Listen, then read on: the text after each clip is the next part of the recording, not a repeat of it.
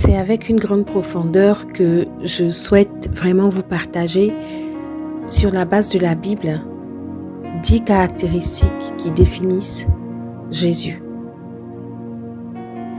Sans aucun doute, Jésus est la personne centrale de la parole de Dieu.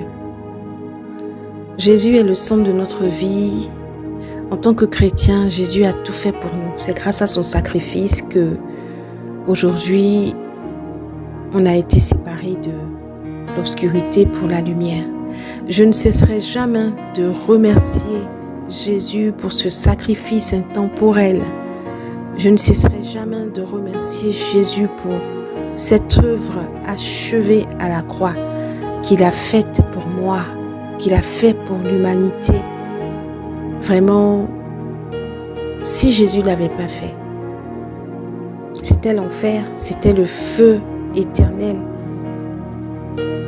Les sacrificateurs même qui, dans les temps anciens, avaient peur d'aller dans la présence de Dieu parce que s'il y avait un péché caché en eux,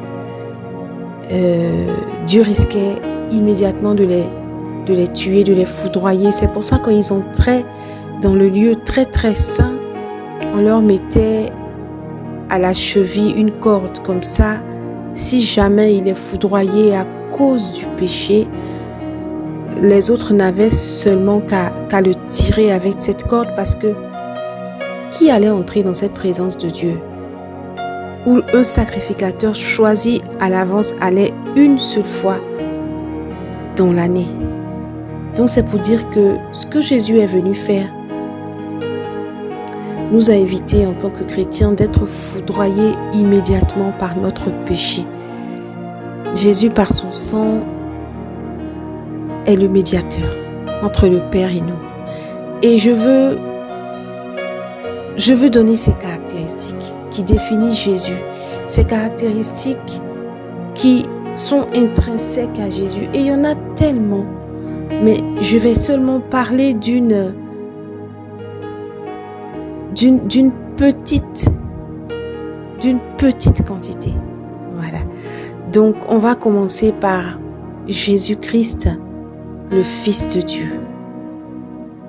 Jean 10, versets 35 à 36 dit: si elle a appelé Dieu ceux à qui la parole de Dieu a été adressée, et si l'écriture ne peut être anéantie, celui que le Père a sanctifié et envoyé dans le monde, vous lui dites, tu blasphèmes, et cela parce que j'ai dit, je suis Fils de Dieu. Luc 1, 35. L'ange lui répondit: le Saint-Esprit viendra sur toi et la puissance du Très-Haut te couvrira de son ombre. C'est pourquoi le Saint enfant qui naîtra de toi sera appelé Fils de Dieu. Matthieu 3, versets 16 à 17. Dès que Jésus eut été baptisé, il sortit de l'eau. Et voici les cieux s'ouvrirent et il vit l'Esprit de Dieu descendre comme une colombe et venir sur lui. Et voici, une voix se fit entendre des cieux. Ces paroles: celui-ci est mon Fils bien-aimé, en qui j'ai mis toute mon affection. Matthieu 17, 5. Comme il parlait encore, une nuée lumineuse les couvrit. Et voici, une voix se fit entendre de la nuée, ces paroles: celui-ci est mon Fils bien-aimé, en qui j'ai mis toute mon affection. Écoutez-le. Romains 1, verset 1, 3 à 4. Paul, serviteur de Jésus-Christ, et en ce qui concerne son Fils, né de la postérité de David selon la chair, est déclaré Fils de Dieu avec puissance, selon l'esprit de sainteté, par sa résurrection d'entre les morts, Jésus-Christ notre Seigneur. Deuxième caractéristique, Jésus-Christ, le Sauveur du monde. 1 Jean 4, 14. Et nous avons vu et nous attestons que le Père a envoyé le Fils comme Sauveur du monde. Jean 12, 47. Si quelqu'un entend mes paroles et ne les garde point, ce n'est pas moi qui le juge, car je suis venu, non pour juger le monde, mais pour sauver le monde. Romains 10, 9. Si tu confesses de ta bouche le Seigneur Jésus, et si tu crois dans ton cœur que Dieu l'a ressuscité des morts, tu seras sauvé. Acte 4, 12. Il n'y a de salut en aucun autre, car il n'y a sous le ciel aucun autre nom qui a été donné parmi les hommes, par lequel nous devions être sauvés. Troisième caractéristique, Jésus-Christ, Seigneur. Philippiens 2, 9 à 11.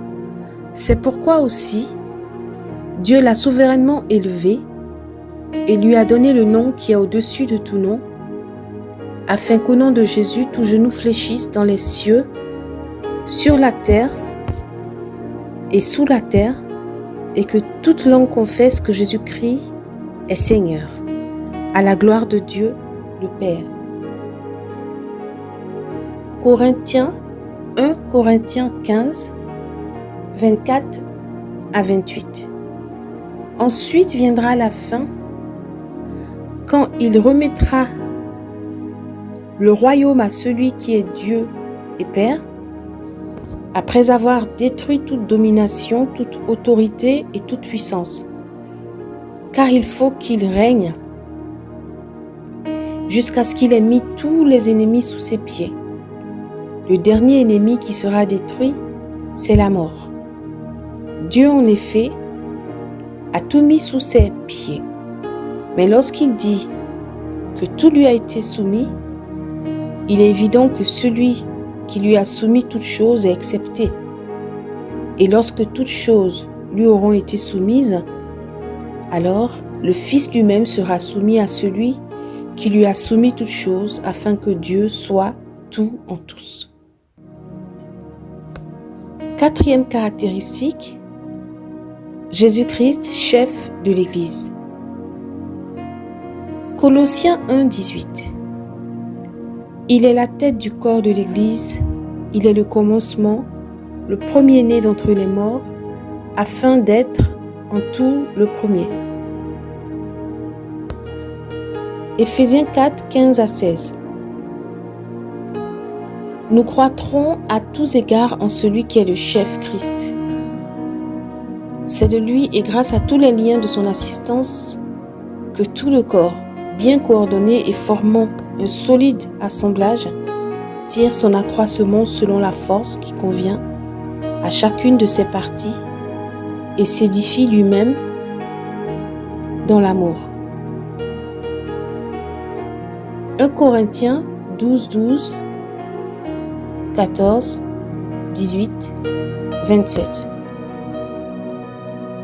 Car comme le corps est un et a plusieurs membres, et comme tous les membres du corps, malgré leur nombre, ne forment qu'un seul corps, ainsi en est-il de Christ.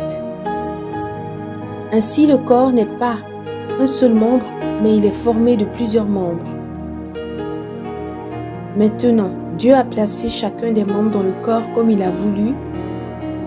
Vous êtes le corps de Christ et vous êtes ses membres, chacun pour sa part. 1 Corinthiens 11, 3. Je veux cependant que vous sachiez que Christ est le chef de tout homme, que l'homme est le chef de la femme et que Dieu est le chef de Christ. Cinquième caractéristique, Jésus-Christ, la seule voie vers Dieu. Jean 14, 6. Jésus lui dit: Je suis le chemin, la vérité et la vie. Nul ne vient au Père que par moi.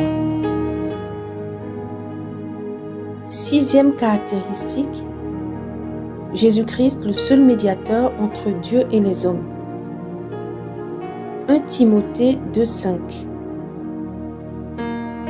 Car il y a un seul Dieu et aussi un seul médiateur entre Dieu et les hommes, Jésus-Christ, homme. 7e caractéristique, Jésus-Christ, le pain de vie. Jean 6,35.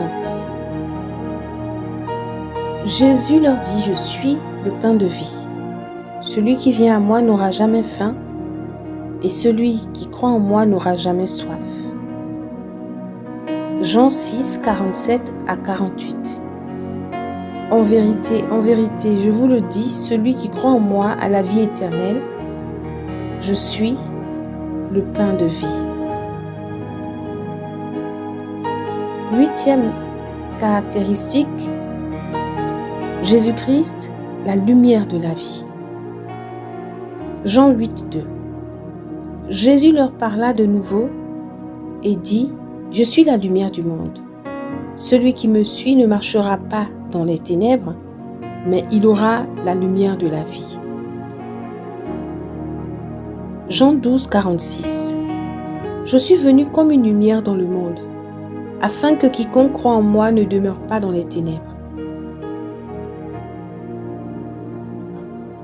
Jean 12, 35. Celui qui marche dans les ténèbres ne sait où il va. 9e caractéristique, Jésus-Christ, la porte. Jean 10, 7 à 10. Jésus leur dit encore, en vérité, je vous le dis, je suis la porte des brebis. Tous ceux qui sont venus avant moi sont des voleurs et des brigands, mais les brebis ne les ont point écoutés. Je suis la porte. Si quelqu'un entre par moi, il sera sauvé. Il entrera et il sortira, et il trouvera des pâturages. Le voleur ne vient que pour dérober, égorger et détruire. Moi, je suis venu afin que les brebis aient la vie, et qu'elles soient dans l'abondance. 2 Corinthiens 4, 3 à 4. Si notre évangile est encore voilé, il est voilé pour ceux qui périssent, pour les incrédules, dont le Dieu de ce siècle a aveuglé l'intelligence, afin qu'ils ne vissent pas briller la splendeur de l'évangile, de la gloire de Christ qui est l'image de Dieu. 10e caractéristique, Jésus-Christ est le bon berger. Jean 10, 11, 14, 15. Je suis le bon berger donne sa vie pour ses brebis. Je connais mes brebis et elles me connaissent, comme le Père me connaît et comme je connais le Père. Et je donne ma vie pour mes brebis. Éphésiens 5, 2. Et marcher dans l'amour, à l'exemple de Christ qui nous a aimés, qui s'est livré lui-même à Dieu pour nous. Jean 10, versets 27 à 29. Mes brebis entendent ma voix, je les connais et elles me suivent.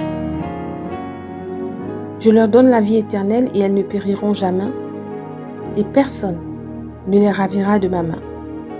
Mon Père, qui me les a donnés, est plus grand que tous, et personne ne peut les ravir de la main de mon Père. Alléluia, alléluia.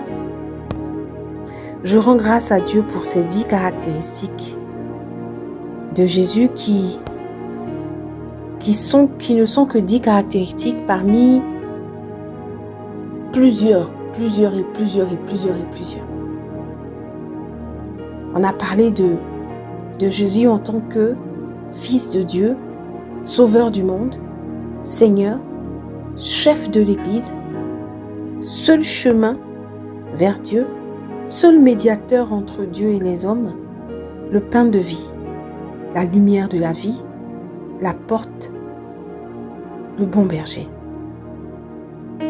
Jésus est tout pour moi, Jésus est tout pour toi, Jésus est tout pour nous parce que sans lui, comme je l'ai dit au départ, on n'allait pas être en train d'écouter ce message, on n'allait pas pouvoir avoir le souffle de vie et que notre vie soit un culte de remerciement, qu'on ait vraiment décidé de tout laisser derrière à la croix de Golgotha, tout ce qui n'allait pas, toute cette personnalité qui n'avait rien à voir avec celle de Christ, toutes ces habitudes, ces mauvaises caractéristiques de notre vie, on les a laissées à la croix de Golgotha, là où tous les actes qui nous condamnaient, toutes les ignominies ont été clouées en même temps que Jésus. Nous sommes ressuscités. Profitons pour avoir les yeux focalisés sur Jésus le ressuscité. Soyons bénis et que la lumière de Christ ne quitte jamais, jamais, jamais, jamais notre vie. Amen.